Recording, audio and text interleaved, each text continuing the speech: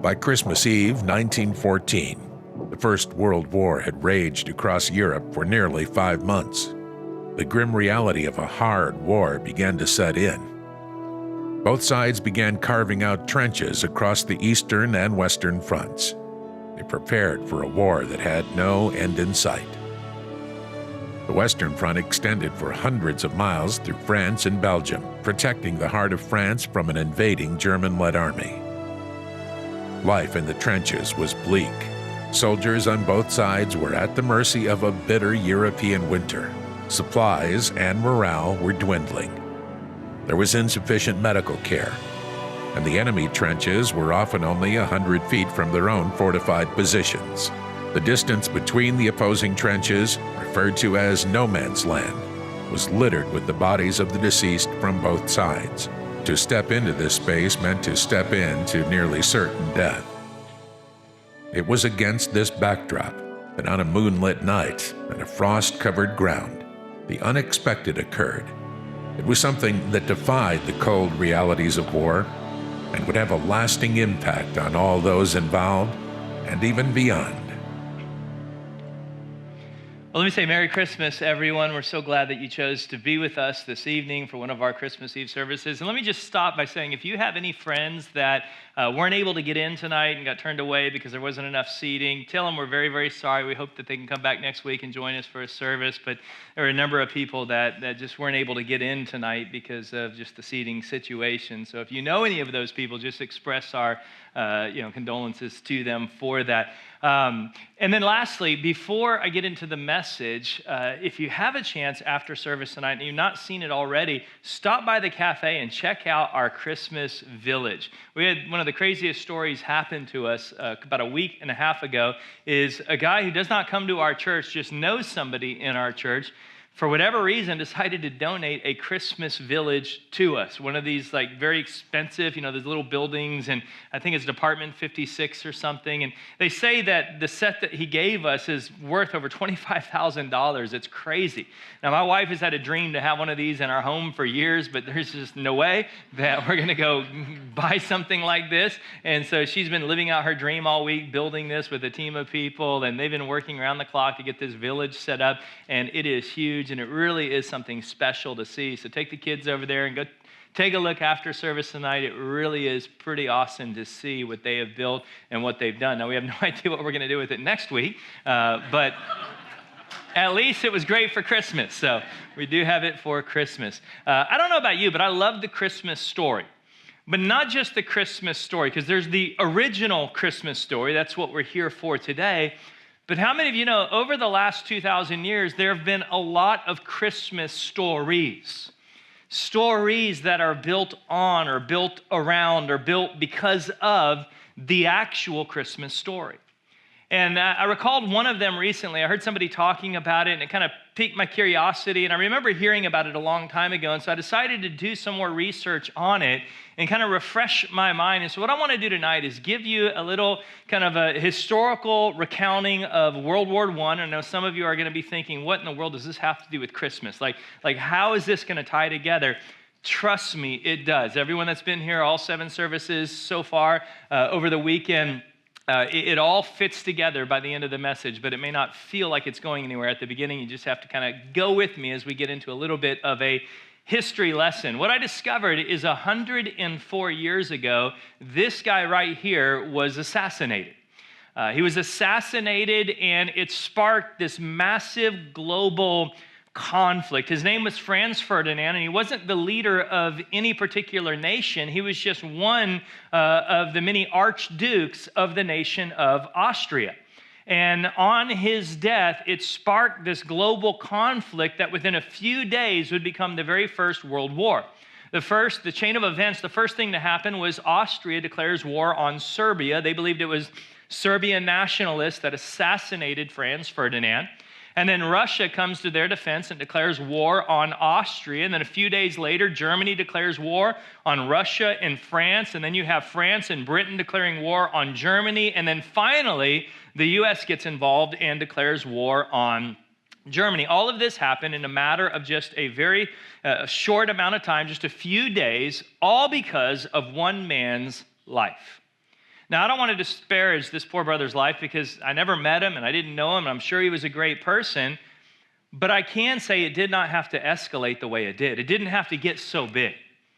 I mean, nobody should ever have to lose their life in that way, but if you look at the chain of events, because of one person's death, it sparked this global conflict, World War I, that lasted for over 4 years at the price of over 16 million people who lost their life.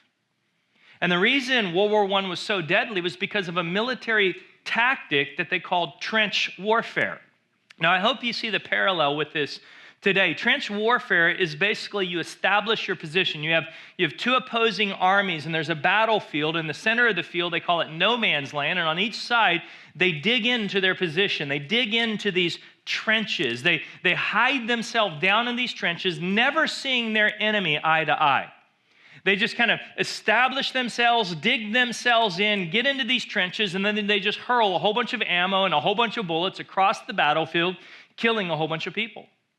And when you study the history of World War I, the sad reality is the battle lines did not move much. Not much took place geographically with World War I. Not much was accomplished, apart from the fact that millions of people had to die. So how does this tie into Christmas? Well, 6 months into the very first World War, we get one of the most famous Christmas stories centered on Christmas.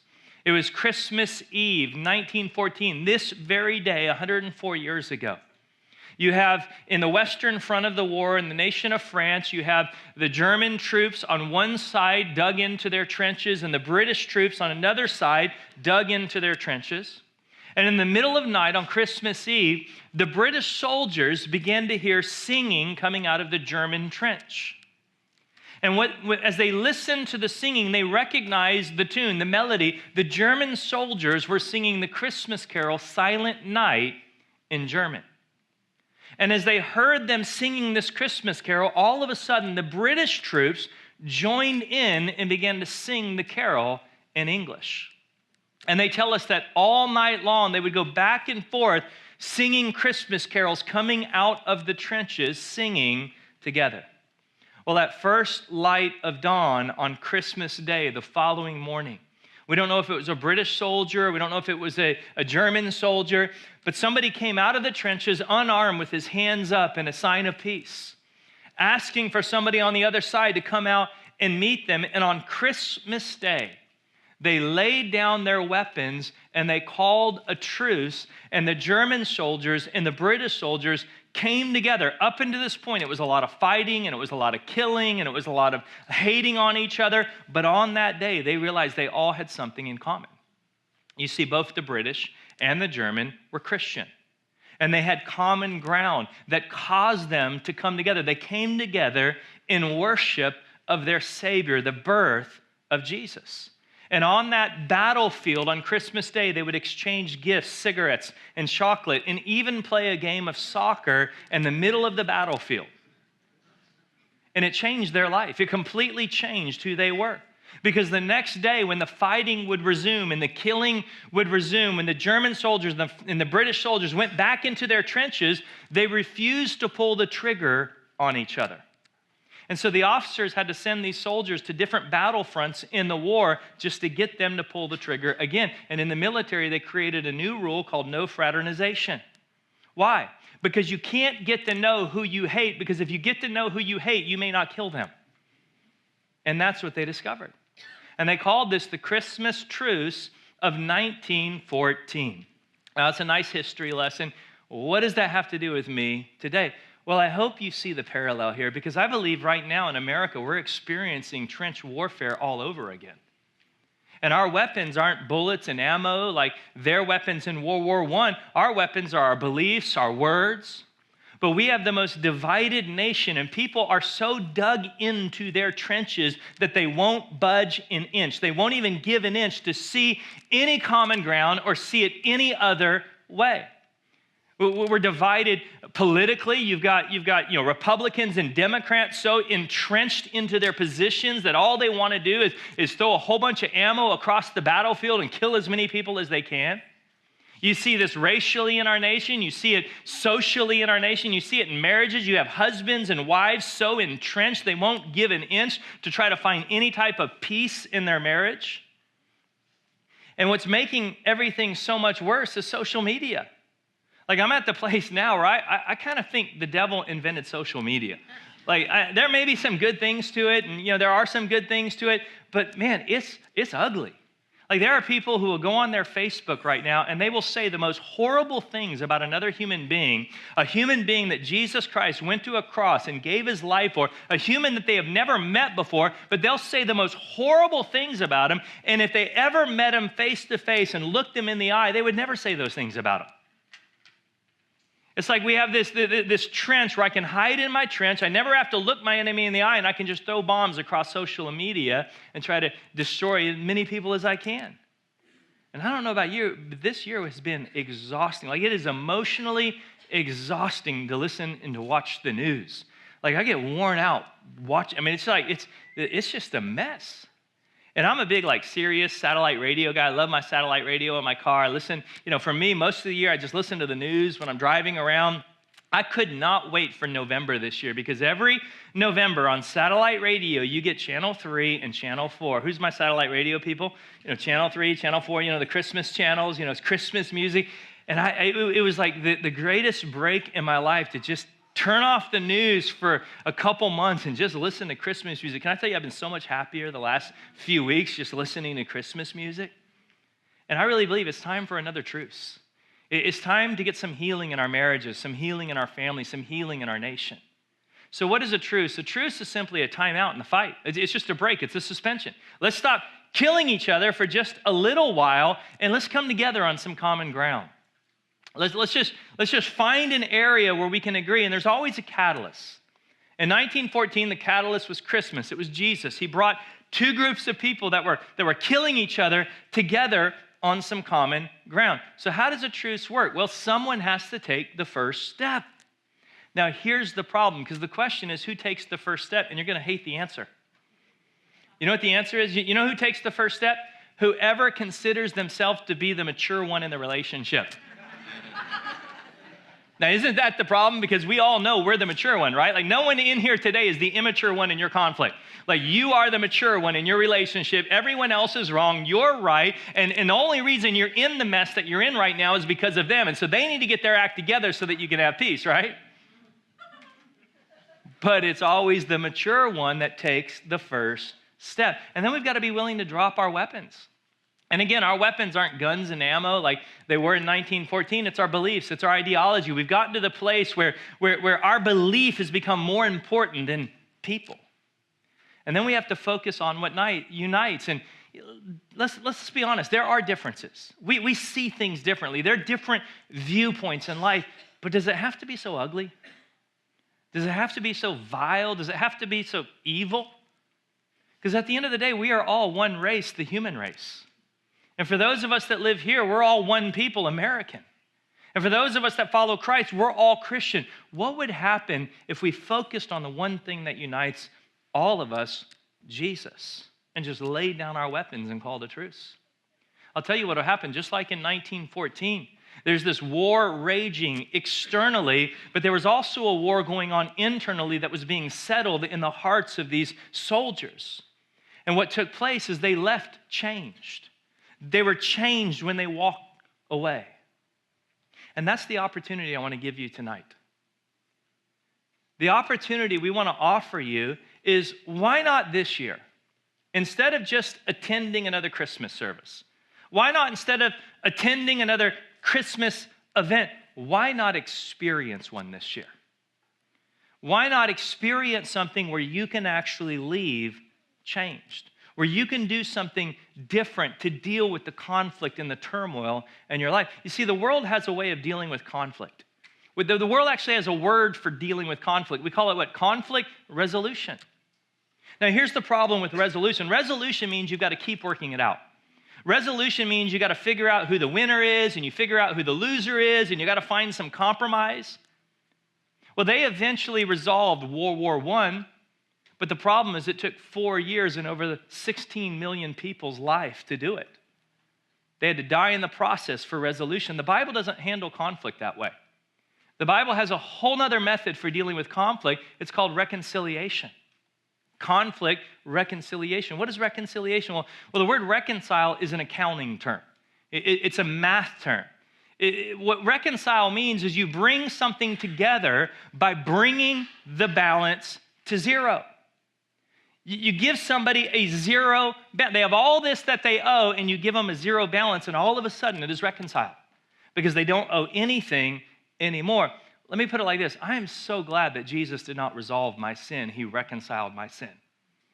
Jesus didn't sit down with me and work out my sin and figure out my sin and talk through all of my sin. I mean, if we had to discuss my sin, it would have been a long conversation just on 1993 alone. I mean, I thank God he didn't resolve my sin. He reconciled it. What God did is he gave my heart balance a zero. He brought it to zero, and then he gave me an ability to do that for others. This is the message of Christianity. This is why we celebrate Christmas. This is why Jesus came. Paul put it like this in his letter to the church of Ephesus. He says, "For Christ himself has brought peace to us." See, Jesus came to bring us peace. He united Jews and Gentiles. These are two groups of people that hated each other. They were in conflict. They did not see eye to eye, and yet he brought them together into one people when in his own body on the cross, that's where he accomplished it. He took all of our sin. The reason we have a zero balance is because he took everything that you owed, everything that you were in debt to, your balance, and he took it to the cross so that you could have a zero balance. And because of that, he now breaks down the wall of hostility that separates us. And that's what we need to see again. We need to see this wall of hostility come down in our families, in our marriages, in our nation. He made peace between Jews and Gentiles by creating in himself one new people from two groups. Together as one body, Christ reconciled. He gave a zero balance to both groups to God by means of his death on the cross. It was his death that gives us that zero balance, and now our hostility toward each other can be removed, can be taken down, can be put to death. Through Jesus, God brings our balance to zero. The Apostle Paul goes on to say in his letter to the church of Corinth, he says, all of this is from God, who reconciled us, who gave us a zero balance to himself through Christ. And as a result of us getting this zero balance, he now gives us a ministry to give a zero balance to others. The ministry of reconciliation. That God was reconciling the world to himself in Christ. And I love this phrase right here. This could be the greatest gift you received this Christmas. Not counting people's sins against them. That's what it means to have a zero balance. Can you imagine what your life would look like if that became your reality? Can you imagine what it would feel like to live your life knowing that God does not hold your past over your head? That God does not count your sin against you? That every shame, everything you've ever done wrong, every sin, every guilt, every regret, everything in your past can be completely forgiven. You can be given a zero balance, and you can live the rest of your life with God not counting your sin against you. That's the greatest gift you'll ever receive on Christmas. And he has committed to us now the message of reconciliation. In other words, when we are reconciled with God, when we get a zero balance from God, he gives us then the power to reconcile with others. But let me be very honest. It's very, very hard to give somebody a zero balance until you've received one. It's very, very hard to forgive somebody of what they owe you until you've been forgiven of what you owe. One of the greatest stories of reconciliation didn't happen in World War I. It actually happened in World War II. It was the story of Louis Zamperini. Many of you saw the movie Unbroken. He was an Olympic hero. He was a war hero. Unfortunately, the movie ends where the real battle of his life began. Because if you read his biography, if you read his life story, when he came back from the war, from living as a POW for years, being tortured, being abused, being degraded, being humiliated, all at the hands of the Japanese commanders, especially the one that they called Bird. I mean, just the absolute abuse he went through. He came back haunted. He came back with bitterness. He came back, in his words, he could not forgive what they did to him. What they did to him was so horrible, and the movie does not do justice to the torture that he endured. He said he had nightmares, night after night after night, of the abuse that he went through. He had fantasies of hunting these people down and killing them for what they did to him. He said the unforgiveness led him into depression. It led him into nightmares. It led him into alcoholism. It began to destroy his marriage. This is a war hero that endured a POW camp, but he could not survive unforgiveness. He said it wasn't until his wife drugged him to a Billy Graham crusade in Los Angeles that for the very first time he heard the message of reconciliation. He heard that God could give him a zero balance, that God could take everything he had ever done, all of the shame, all of the regret, all of the sin of his life, and forgive him and never again count his sin against him. He said in that night that he received Jesus and he gave his life to Jesus and he received that zero balance from God. He said the most unexpected thing took place. He said, when I received that zero balance from God, all of a sudden the hatred and the unforgiveness that I had held on to began to dissipate. And I found myself forgiving the people that abused me. He said the nightmares went away immediately. The depression went away. So much so that a year later, Louis Zamperini traveled to Japan because he wanted to track down all of the prison guards that had abused him and tortured him so that he could look them in the eye and say, I forgive you. I don't hold it against you because of what Jesus has done in my life. I forgive you, and let me tell you about Jesus. So what are you saying, Pastor? Are you saying that I have to forgive? I'm telling you, you can. There is a way that you can, that you will have the ability to let go. I'm not saying what happened to you was right. I'm not saying to you that it's okay. I'm not saying that it didn't hurt. What I'm saying is as long as you hold on to it, you're not punishing the person by holding on to unforgiveness. You're punishing yourself. And look, you can try to resolve the situation, but there's going to be casualties. And yes, there's a place for learning, and there's a place for figuring out how you can do things better in counseling. But the choice is you can reconcile or you can resolve. And the way to reconcile is you let God give you reconciliation. You let God bring your balance to zero, and then all of a sudden you can bring the balance of others to zero. This is what Louis Zamperini discovered. It's a simple statement: the forgiven forgive. Let me put it like this. If you're struggling to forgive somebody right now, if you've been hurt, if you've been betrayed, if you've been wounded, and you're struggling to let go, if you're struggling to forgive, if you just can't bring yourself to forgive that person, let me be very honest with you tonight. The real issue in your life is not you being able to forgive that person. The real issue in your life is you being forgiven. Because your real struggle is not you forgiving the person that hurt you. The real struggle that you have is you allowing God to forgive you. Because here's what I know. When somebody receives forgiveness from God, their heart changes. And all of a sudden, they are able to do what they couldn't do. So I'm asking you to be honest with yourself tonight. If you're struggling to forgive someone, maybe it's because you're struggling with God forgiving you. And this is why, as a church, we're not inviting you to just be a part of a church. Like, we're not inviting you to just come attend somewhere once a week. What we're inviting you to, as a church, is to be a part of a process where God works in you, and God does what only God can do. He gives you this ability to reconcile, to let go, to heal. He gives you peace in your heart. God gives you this ability through his process to become the person that you've always wanted to be. Because let's be very honest, there's a person you really want to be, but because of different issues in your life and different struggles in your life, it's like if I could ever work this out of my life, I know I could be so much better. There is the person who you really hope to be, who you really wish you could be. And what we want to invite you to is to be a part of a process where that can actually take place, where it can become a reality and not just a dream. The way we say it as a church is we call it a one-year challenge. A one-year challenge. You give us 1 year of your life and see what God can do. Just see what God can do. The way we say it, give it 1 year. Run the game plan the way we prescribe it. I mean, get involved in everything. Go all in. And if your life isn't radically better a year from today, this is what I want you to do. I want you to come find me, and I'll leave the church with you because we obviously don't know what we're doing.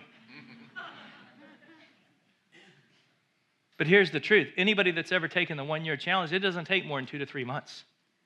And they're coming to me and they're saying, I can't thank you enough. What God has done in my life, what I am becoming, that the person, I can't even begin to thank you for what is taking place inside of my heart and inside of my family and inside of my life.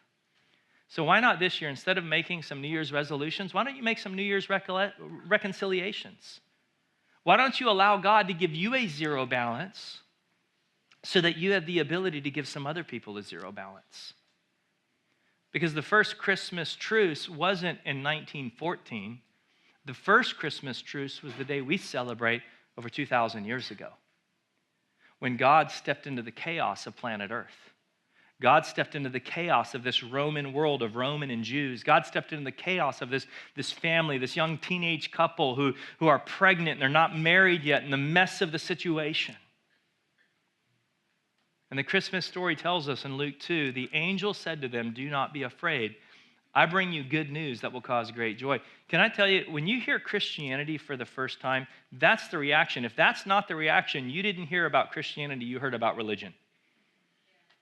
Because when you hear about what Jesus came to bring, I'm telling you right now, it's good news and it causes joy. If it didn't create that in you, you didn't hear about Christianity, you heard about man's religion. And there is a big difference for all the people. Today in the town of David, a Savior has been born to you. He is the Messiah, the Lord. This will be a sign to you. You will find a baby wrapped in cloth and lying in a manger. Suddenly, a great company of the heavenly hosts appeared with the angel praising God and saying, glory to God in the highest heaven, and on earth peace. You realize you can have peace on earth. There'll never be peace on earth. The world is always going to be in conflict. But you can have peace in the middle of the conflict. But it's contingent on something. It says to those, so God's peace only goes to those on whom his favor rests. What does that mean? That means you have to decide. You've got to decide if you want to be part of that group. You've got to decide if this applies to you or not, because it's not automatic. And that's why we say, why don't you not just celebrate Christmas this year? Why don't you experience a Christmas? Why don't you experience the birth of Jesus in your life and see what could take place? Let me take you back to the song that we open with. Hark, the herald angels sing, glory to the newborn King. Peace on earth and mercy mild, God and sinners reconciled. That's what is available to you this Christmas. The greatest gift this year is not something you're going to unwrap under a tree. The greatest gift this year that you could ever possibly receive is getting a zero balance from God, taking all of your sin, all of your shame, and allowing God to give you a zero balance. Only Jesus can do that. Only Jesus can bring peace in the middle of the turmoil, to give you a silent night. For some of you, you haven't had a silent night in a long time. There's turmoil, there's conflict, there's no peace. But it's absolutely possible if you'll come together on him. Let's close with this.